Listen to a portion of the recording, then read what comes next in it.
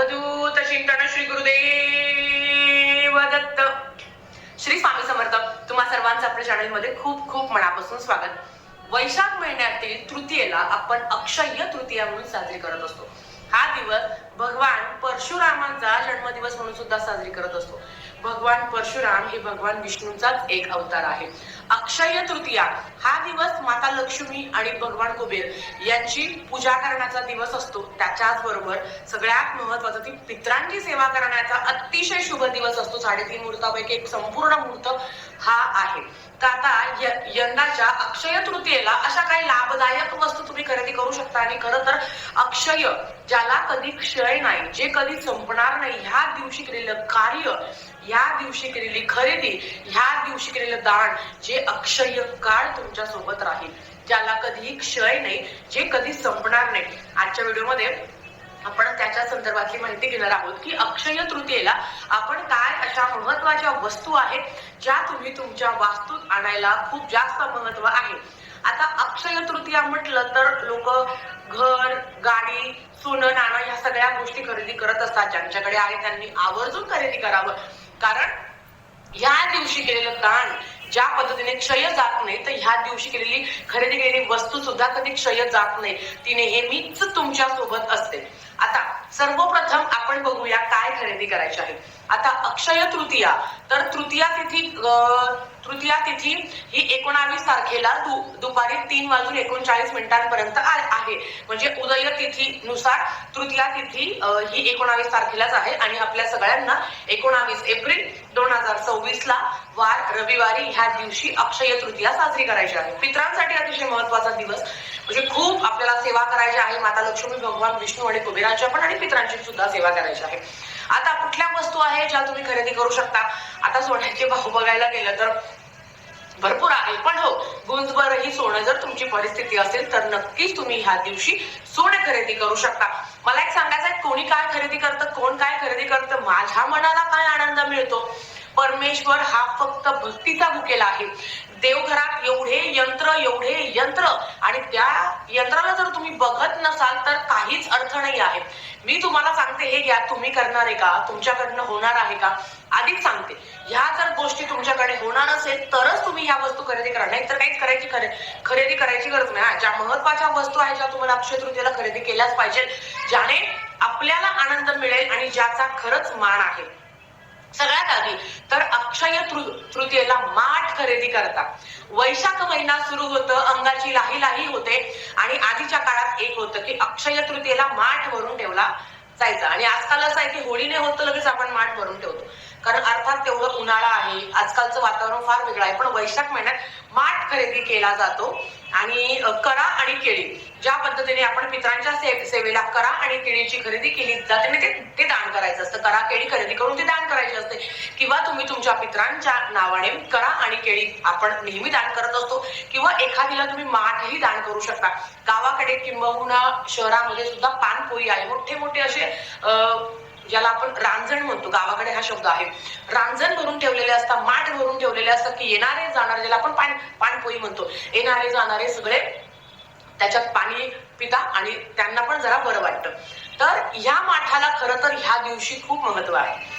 तर जर तुमच्या घरात माठ भरलेला नसेल किंवा तुम्हाला घ्यायचं असेल तर आवर्जून अक्षय तृतीयेला माठ भरून ठेवता. बघा, काही ठिकाणी असं आहे की जिथे तुमचं पाणी भरून ठेवलेलं असतं तिथे पितरांसाठी दिवा लावायचा असतो. त्याचं कारण हेच आहे की जेव्हा तुम्ही करा आणि केळी आपण खरेदी करत असतो, पितरांच्या नावाचे दान करायचं असतं. ती खरेदी करून तसंच नाही ठेवायची, ती दान करायची असते. मग त्याच पद्धतीने जिथे तुमचा पिण्याचा पाण्याचा साठा आहे तिथे पितरांचा सुद्धा साठा आहे. म्हणून आपण बऱ्याच ठिकाणी बघितलं जातं की अमावस्येच्या दिवशी जिथे माठ भरलेला आहे तिथे दिवा लावला जातो.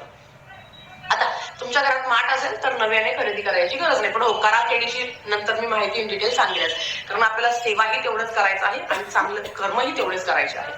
दुसरं येतं लक्ष्मी, ज्याला आपण शिरई, झाडू म्हणतो.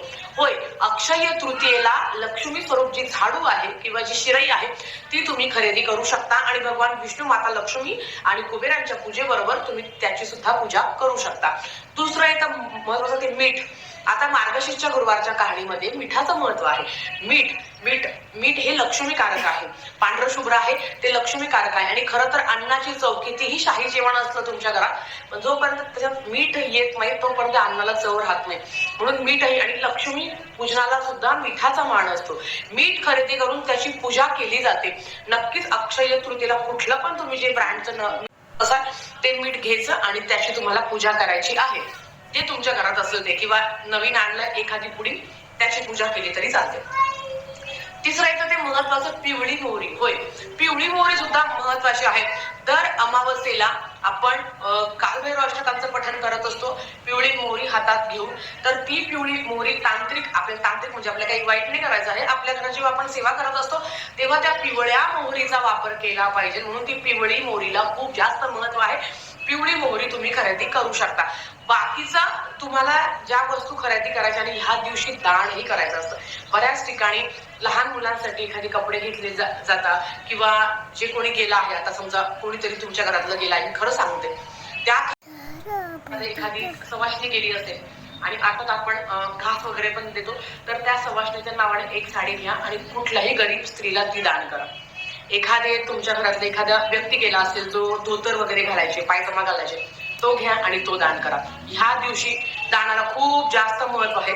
त्या संदर्भातली माहिती मी नक्कीच करेन, पण आता थोडक्यात सांगते की ह्या दिवशी दानाला पण खूप जास्त महत्व आहे. आणि अशा काही गोष्टी ज्या तुम्ही दान करू शकता. आता खरेदी करण्यामध्ये सगळ्यात महत्वाचं येतं की श्रीयंत्र.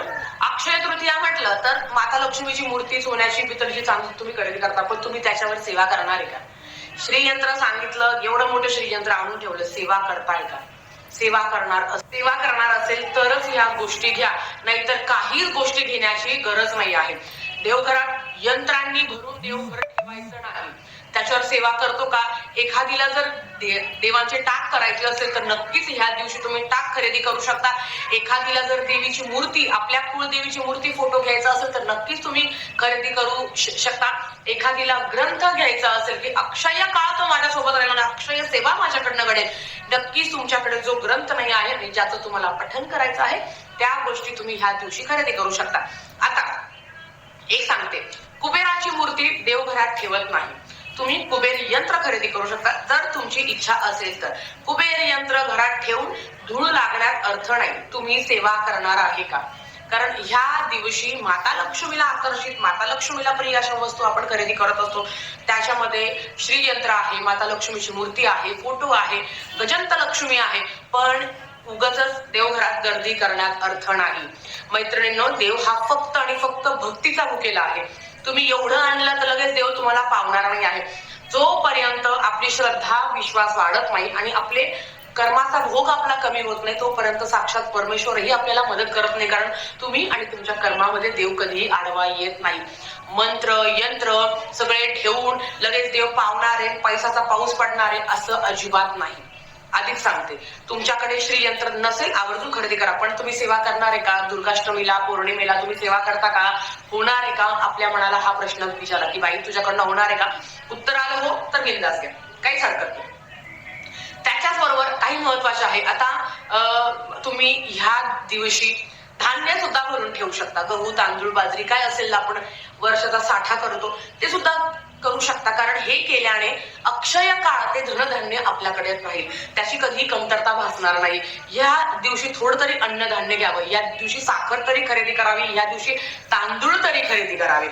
चांदी, शुक्राचं प्रतीक आहे. पांढऱ्या शुभ्र वस्तू तुम्ही खरेदी करू शकता जर तुमची इच्छा असेल तर. त्याच्यामध्ये धान्याचा खूप मोठा हातभार आहे. गहू तरी खरेदी करा, तांदूळ तरी खरेदी करा, कारण तो अन्नधान्याचा साठा क्षय काळ, त्याला कधी क्षय नाही आहे. तुमच्या घरातही कधी अन्नधान्याची कमतरता भासणार नाही. बऱ्याच वेळा कमेंट झाल्या की ताई आता अन्नधान्याबरोबर येतो, ज्यांना आपल्या घरात उंबरठा लावायचा आहे ते खरेदी करू शकता. त्याच्याबरोबर तुम्हाला जर तोरण खरेदी करायचं असेल तर ते तुम्ही खरेदी करू शकता. ज्या वस्तू आपल्या घरात नाही आहे त्या आपण ह्या दिवशी खरेदी करू शकतो. पण खरं तर सगळ्यात महत्वाचं आहे मीठ, माठ किंवा कराकेडी ज्याला आपण म्हणत असतो, आणि आपल्याला लक्ष्मी ज्याला आपण झाडू म्हणतो, अन्नधान्याचा साठा ह्या दिवशी मातीची वस्तू खरेदी करणं सुद्धा खूप चांगलं मानलं गेलं आहे आणि कुठल्याही धातूची वस्तू तुम्ही खरेदी करू शकता, लोखंड सोडून असं म्हणतात. मग तुम्ही म्हणाल ताई मग गाडी खरेदी नाही करायची का? तर गाडी अर्थात आपली एक लक्ष्मी असते आणि गाडी ही लोखंडाचीच असते, पण असं म्हणतात एक तवा कढई ज्या लोखंडाच्या आहेत त्या ह्या वर्षी म्हणजे याला खरेदी करू नये, कुठली धारदार वस्तू खरेदी करू नये, म्हणजे कातर आहे किंवा सुई आहे किंवा सेफ्टी पिन आहे, अशा ज्या टोकदार वस्तू आहे ना त्या ह्या वर्षी म्हणजे ह्या काळात खरेदी करू नये असं म्हटलं गेलं आहे. बाकी तुमची इच्छा. अक्षय तृतीयेला दान धर्म, खरेदी करणं आणि सेवा हे 3 मूलभूत अंग आहे आणि सगळ्यात महत्वाचं असं तर ते दान धर्म करणं. कारण पितरांच्या स्मरणार्थ ज्यांनी आपल्यासाठी खूप काही केलं आहे त्यांच्यासाठी दान करणं. कारण वैशाख महिना आहे, मृत्यूनंतरचा आत्म्याचा प्रवास हा तेवढाच खडतर असतो. आपल्या सारख्याला आपण घरात राहूनही आपल्याला इतकं गरम होतं, तर त्यांच्यासाठी दान करणं ह्या वस्तू खूप महत्वाच्या आहे. या गोष्टी खरंच खूप महत्वाच्या आहेत. ते कसं दान करायचं, ते काय दान करायचं ना या संदर्भातली माहिती लवकरच येईल. आजच्यासाठी फक्त इतकं झालेली सेवा स्वामींच्या चरणी मी रुजू करते आणि आजची व्हिडिओ इथे सांगते. आवडला असेल तर लाईक शेअर सबस्क्राईब करा. व्हिडिओ परत अशाच एका व्हिडिओसोबत, तोपर्यंत श्री स्वामी समर्थ. व्हिडिओ आवडला असेल तर चॅनेलला सबस्क्राईब करा, लाईक करा, कमेंट करा. श्री स्वामी समर्थ महाराज. आणि हा व्हिडिओ इथेच संपतोय. अजून एका पुन्हा नवीन व्हिडिओ घेऊन येऊया. तोपर्यंत श्री स्वामी समर्थ.